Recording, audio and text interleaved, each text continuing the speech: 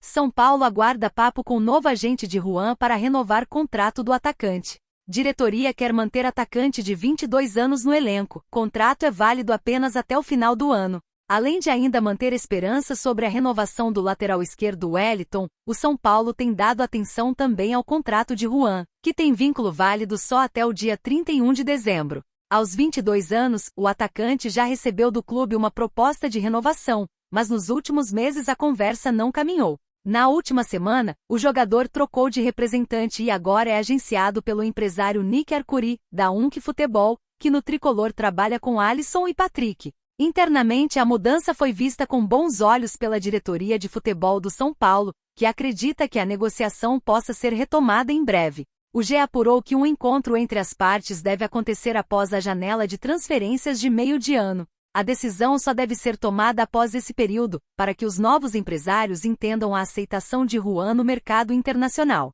O atleta, porém, vê com ótimos olhos uma renovação. Cria de Cotia, Juan acumula 15 partidas na temporada com 3 gols marcados. No profissional desde 2021, ele já soma 75 partidas com a camisa do São Paulo.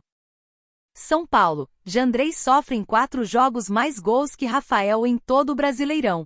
Jandrei foi o escolhido por Luiz Ubeldia para preencher no São Paulo a vaga deixada por Rafael, convocado para defender a seleção brasileira na Copa América. Mas, pelo menos por enquanto, o desempenho não tem sido aquilo que todos esperavam. Até agora Jandrei foi titular em 4 partidas no Campeonato Brasileiro, contra Internacional, Corinthians, Cuiabá e Vasco da Gama. Nesses compromissos o goleiro foi vazado 7 vezes, mais que Rafael, mesmo com o companheiro tendo entrado em campo mais vezes na competição. Enquanto Jandrei soma 7 gols sofridos em apenas 4 jogos, Rafael foi vazado 6 vezes em 7 partidas. É claro que tais números não dependem exclusivamente deles, mas também do sistema defensivo do São Paulo como um todo. Em vários jogos Rafael protagonizou algumas defesas difíceis que certamente fizeram a diferença no resultado final. O goleiro se acostumou a ser um dos protagonistas da equipe e a influenciar diretamente no placar do jogo, algo que Jandrei, até agora, não tem conseguido entregar. Ainda não há confirmação sobre quando Rafael voltará ao São Paulo para reassumir a meta da equipe. Caso a seleção brasileira chegue à final da Copa América, o goleiro titular do São Paulo só retornará ao clube após 14 de julho. Enquanto isso, o São Paulo terá de seguir insistindo em Jandrei, que ainda não protagonizou nenhuma falha no gol da equipe, mas também não realizou nenhuma grande intervenção a ponto de evitar uma derrota ou empate. Faltam milagres ao reserva tricolor.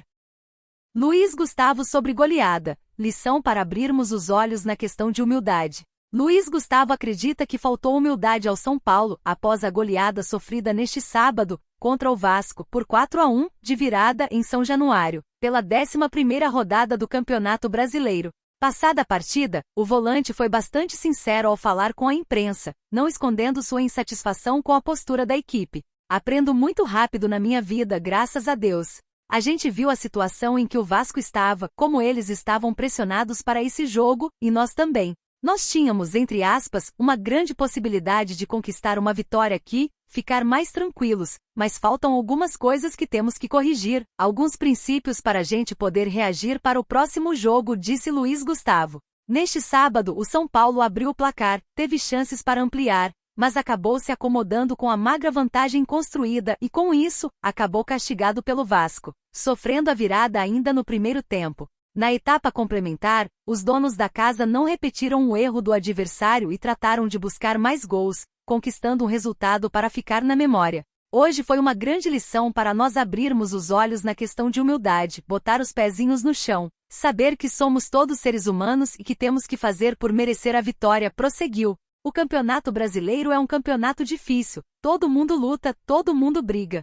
Sem dúvidas hoje fomos surpreendidos pela falta de alguns princípios que esquecemos e nos fez muito mal, concluiu Luiz Gustavo. O São Paulo tentará se reerguer do duro golpe sofrido neste sábado na próxima quinta-feira, quando entra em campo para enfrentar o Criciúma, às 20 horas de Brasília, no Morumbis pelo Brasileirão. Zubeldia vê euforia derreter, e São Paulo recebe lição de humildade. A goleada sofrida para o Vasco fez os ventos mudarem de vez no São Paulo. O técnico Zubeldia vê a empolgação inicial derreter e enfrenta a primeira crise após o segundo resultado negativo consecutivo. Teve até recado do volante Luiz Gustavo, cobrando humildade ao time tricolor. Se antes a briga estava perto do topo, o São Paulo já enxerga outra realidade. O time do Morumbis foi ao Rio de Janeiro com o intuito de voltar ao G6, mas o primeiro pelotão da competição pode abrir distância ainda maior. Flamengo, Palmeiras, Atlético PR, Bahia e Cruzeiro entram em campo neste domingo. A maratona em meio ao calendário e os desfalques foram pontos já citados pelo treinador. O São Paulo perdeu 4 jogadores para a Copa América, e não conta com Rafinha e Pablo Maia lesionados, além das ausências por suspensão, como foi o caso de Alisson contra o Vasco. O futebol é assim. Há 2 rodadas estávamos com poucos gols contra, jogando bem. Lamentavelmente nos 2 últimos jogos perdemos. Esse dói muito pelo resultado. A forma que o São Paulo atuou em São Januário foi motivo de críticas por parte da torcida. Ainda nas arquibancadas, tricolores que foram ao Rio de Janeiro protestaram contra a maneira como o time se comportou em campo. O treinador vem realizando testes e fez mudanças no time titular para o confronto com o Cruz Maltino. Ele escalou o zagueiro Alan Franco, o lateral Patrick e o atacante André Silva, que abriu o placar. Na vaga de Alisson, Zubeldia colocou Galopo. Ele seguiu aquilo que se mostrou a tendência durante a semana de trabalho para o jogo. O rendimento do setor à frente da zaga, que teve também Luiz Gustavo, foi abaixo do esperado.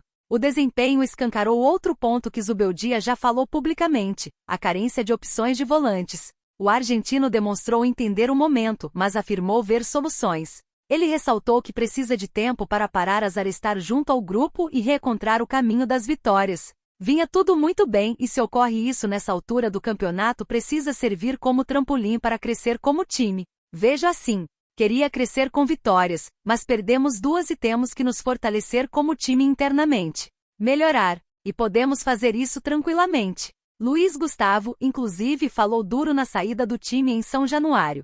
O experiente volante disse que a goleada por 4-1 foi uma lição de humildade ao clube tricolor. Hulk assinou com o São Paulo. Ele mesmo confirmou.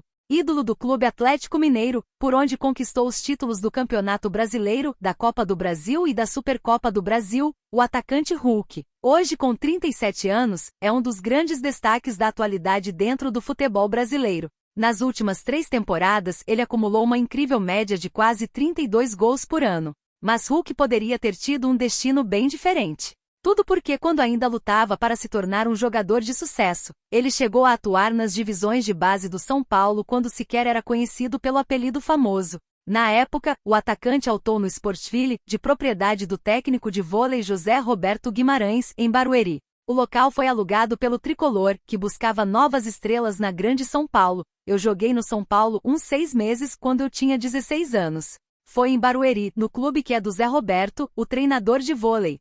Não deu muito certo. Aí recebi uma proposta do Vitória e assinei contrato, disse Hulk em entrevista ao UOL Esportes em 2012. Longe do Morumbi, o jogador se profissionalizou no Vitória e após apenas 2 jogos no Leão da Barra, foi negociado com o Kawasaki Frontale, da 2ª divisão do Japão. Longe dos holofotes, Hulk só alcançaria o sonhado sucesso em 2009, quando foi contratado pelo Gigante Porto. Por lá, se tornou artilheiro e entrou no radar da seleção. Ainda vestindo as camisas do Zenit da Rússia e Xangai SIP da China, o atacante só retornaria ao futebol brasileiro em 2021.